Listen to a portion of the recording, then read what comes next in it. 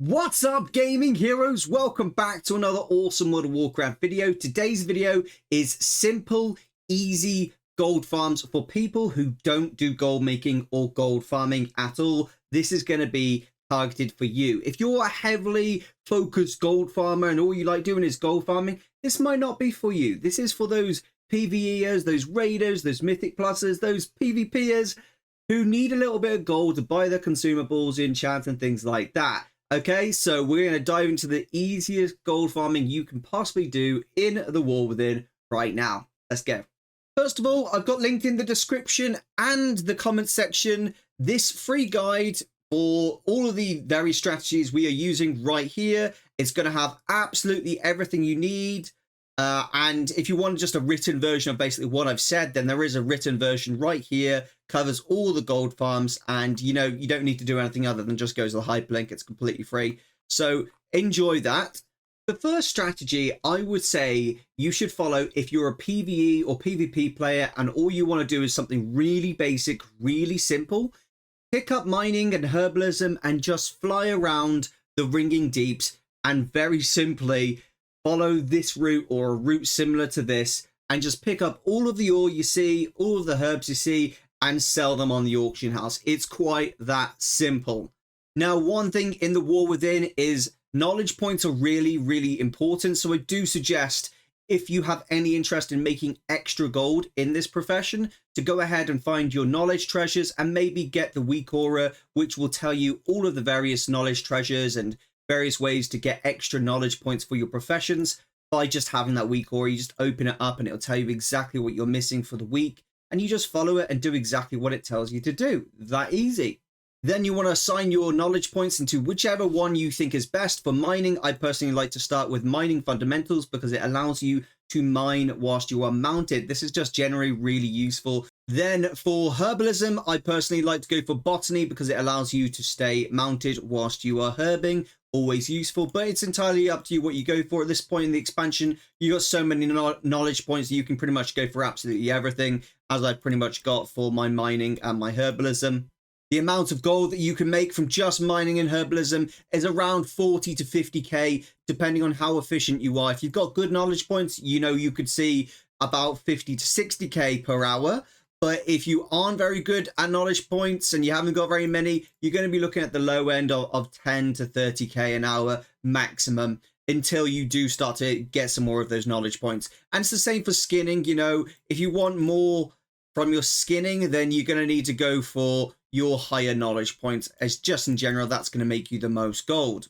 Now, the whole point of making gold as a PvEer or PvPer is you don't have time to spend gold making. So you might want to be doing this type of stuff as you're queuing for dungeons, as you're waiting for your LFR or your raiding or whatever. You might just want to be doing this type of route just whilst you are waiting to get into your next queue. That's just a good way of making gold. A lot of time people just kind of stood in Dornagal and they're just like, oh, let's just stand here. Why have I got no gold? Well, because in between those dungeons where you're standing, running around Dornagal, you're not using your time efficiently. Instead, you could just be flying around the ringing deeps, gathering ore, and then selling it on the auction house. You easily have enough to be able to afford to buy all your consumables and enchants. So yes, you can take herbalism, you can take mining, you can take skinning. And here's another one I absolutely love is fishing. The reason I like fishing is just because when you're out and about the world and you happen upon a fishing pool, you can just quickly pull out the rod, get the fish out of that pool and sell them on the auction house the next time you're there. It's such a passive skill that you can easily make gold from, and you don't need a very high skill level in order to actually make some gold with this. So it's just one of those things you keep a careful eye on every now and again. If you see a pool, fish out the fish, and then on you go, off you pop on the trot. Skinning's a great one because it's just one of those passive things that when you're killing mobs, you can skin them and get a bit of extra gold as a result. Now, I want to move into those bit more niche topics, such as enchanting. Now, enchanting's particularly awesome, and I'll tell you why. Enchanting is one of those professions you don't really need to go out and hunt items. Items just come to you. Everyone gets items. Every single week when you open up the weekly vault, you get a new item. What happens to the old one? You sell it to a vendor. Why would you sell it to a vendor when you can disenchant it and sell those materials on the auction house instead? take enchanting and become a designated disenchanter. This is a perfect profession for those PvEers or PvPers who don't really want to put a lot of effort into gold making. Just go for disenchanting, then specialize in whichever you want to do. Here's a little bonus trick. If you fly around each zone whilst you're waiting for your queues to pop, you can kill rare elites. And all of these rares have a high chance of dropping a blue piece of equipment. Each blue piece of equipment can be disenchanted for gleaming shards. Now, obviously, you get when you're like a low-level disenchanter, you're just going to get the very basic gleaming shards. But when you start to, increase the rare resourcing, which is the blue version, the rare equipment disenchanter, you'll get a higher chance of getting the gold propped versions of these, which sell for quite a hefty chunk of change. You can make a lot of gold doing that. So trust me, it's highly worth your time if you're looking for those very passive, easy ways to make gold. Again, really important you pick up that weak aura for your various knowledge points for each profession. Going into tailoring. I also have tailoring on this character. This is my farming character. It's a great idea to pick up textile treasures. This is another great profession. All of my alts have enchanting and tailoring on, just very simply for the fact they can pick up extra cloth they can sell on the auction house. If you don't know, this expansion is very different to previous expansions. In previous expansions, everyone could pick up cloth. So of course, what that meant is every other expansion, the cloth was ridiculously cheap. It was so cheap, everyone could just buy it. It didn't really matter because everyone was farming it. But no longer. We don't have that anymore. Only tailors pick up cloths off mobs nowadays. You can get them from treasure chests and things like that, but for the most part, it's just tailors who are getting them. So if you are a tailorer, you can specialize in textile treasures, which improves, in general, the effectiveness of picking up cloth from humanoids. So maxing that talent point right there is going to drastically increase the amount of gold you are making. Now I'll show you how you can use this little trick to make even more gold. I love this trick, so check this out right now. We're going to go to follower dungeons. We're going to go down to Dark Flame Cleft. You can go for any you want, but I just like Dark Flame Cleft. Very simply, you enter it and you kill like the first 1 or 2 rooms. You can do 1 room if you want to, or you can do the second room as well. It's entirely up to you and your preference. You're in a follower dungeon just like so. You pull all the mobs in this first room. You can pull the first 2 rooms if you want, and in like under 50 seconds you can kill all these mobs. Like, it's ridiculous how fast it is to do, and they all just die. They all just die really quickly, just like so. Now this character isn't very well geared, but we can smash these down, and then let's just see the gold we get from that. Okay, so let me just stop that there. So that's 454 gold in 29 seconds.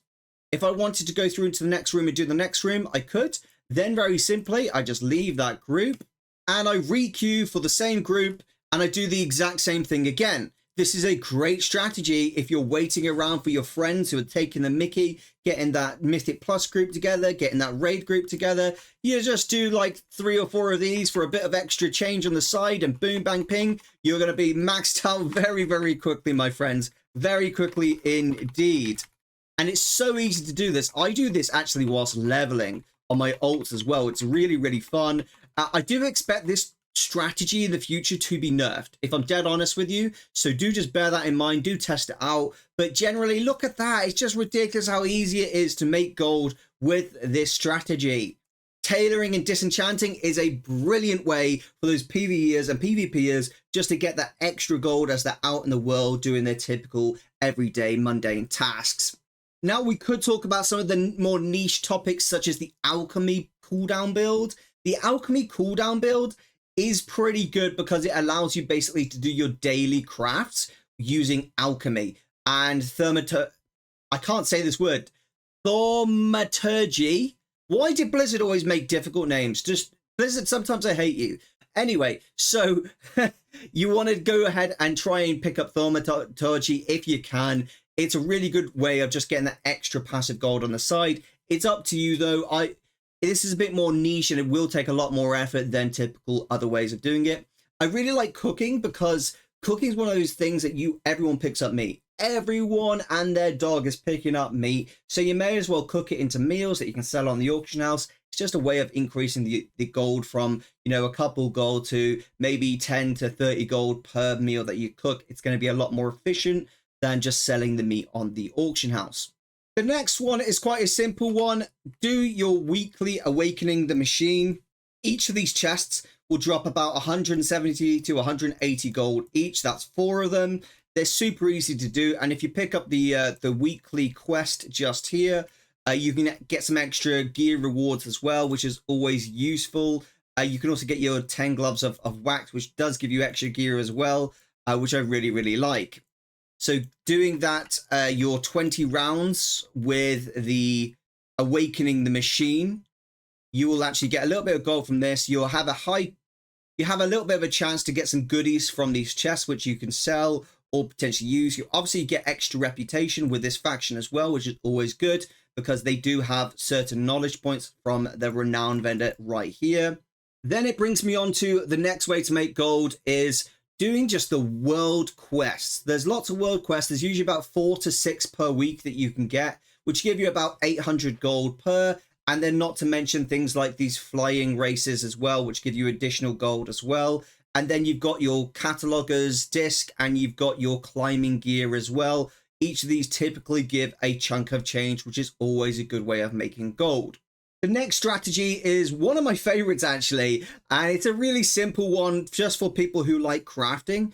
If you go to your Patreon orders each week, you'll often have one of the Patreon orders, which is for a crystallized augment rune. These augment runes sell for a chunk of change on the auction house. So if you happen to have a little bit of spare materials and it's cheap enough to craft this, you can actually get a bit of profit from doing Patreon orders by just simply selling this crystallized augment rune. It's pretty cool to do and a good way of just making gold. Now, do bear in mind, some of these strategies aren't going to be as relevant to you if you are more focused on gold making because you've got more time to spend doing the gold making. I'm just trying to tailor these gold farms and strategies of making gold to people who haven't got time for gold making and want a simpler, easier solution. That's all I'm trying to do. There are far better ways to make gold if you're willing to invest a lot of time into making gold. One other thing I would like to address is the weekly quests you get. You have a chance of getting about 1,700 gold from each of these weekly quests. So they are highly worth doing it. I've had a lot of gold from these quests in the past by just simply completing them. And then this chest here can actually drop quite a hefty chunk of change as well, which is always a good way just to get that extra gold in as you're doing your weekly activities. Lastly, if you're anything like myself and you have some unlucky times with this dreaded vault, what you can do is you can come over to the vault and select the bottom as the reward there. And then you bring over your tokens to this guy just here and you say, I'd like a chest of gold. And if you got 6 tokens, which is typical, then you can very simply get yourself a nice 3,000 gold from that. Not saying that's something you should do, but if you've got terrible trash rewards from the vault, then turn it into gold instead of turning it into an item that you sell to a vendor.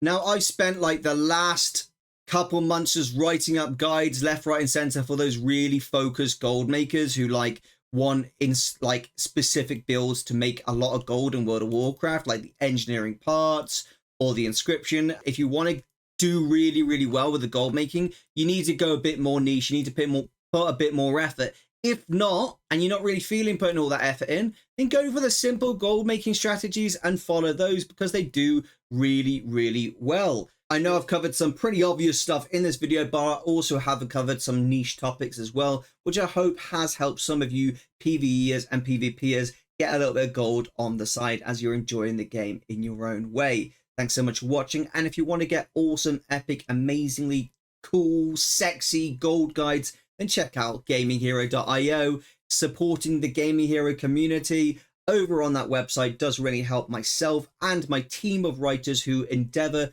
to write awesome guides for you wonderful gaming heroes. So I'll see you again. Thanks for watching. This is Erosium out.